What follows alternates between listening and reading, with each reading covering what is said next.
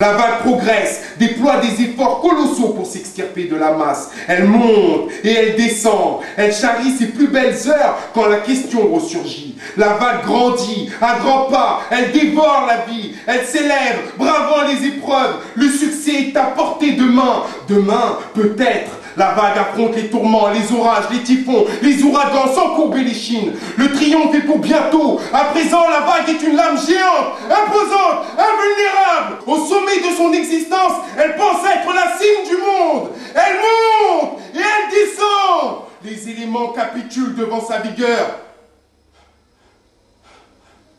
Malheureusement, au moment où elle pensait tenir la réponse, la question perverse réapparaît.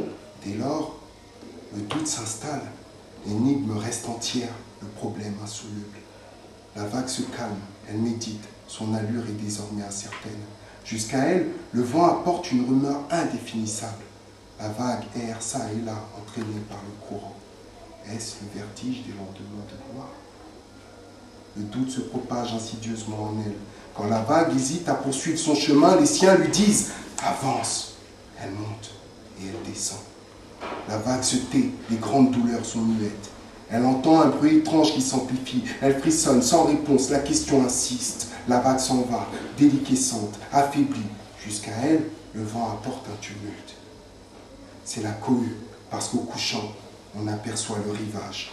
La vague distingue l'obstacle au loin. Les récifs se dressent, les eaux sont troubles. La vague monte et descend. Elle songe aux abysses, mais aucun souvenir de son berceau ne revient à sa mémoire. La question hurle, la vague se tait, l'écueil répond « Je suis ton but ». La vague monte, descend, puis, dans un ultime fracas, la vague s'éteint sur le rocher. Au même moment, une petite vague vient de naître des profondeurs de l'océan, par d'obscur et d'impénétrable.